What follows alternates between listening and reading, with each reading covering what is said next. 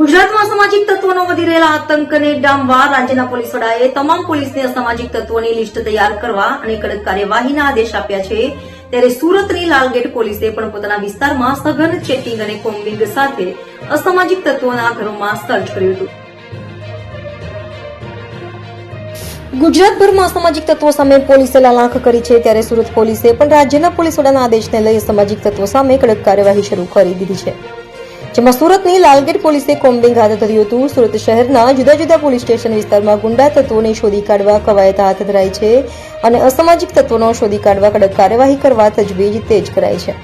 ત્યારે Lalgate police station વિસ્તારમાં સઘન પેટ્રોલિંગ અને કોમ્બિંગ હાથ ધરાયું હતું, સાથે શરીર સંબંધી ગુનાઓમાં સંડોવાયેલા તત્વો સામે કાર્યવાહી કરી તેઓના ઘરોમાં પણ મોડી રાત્રે સર્ચ કરવામાં આવ્યું હતું।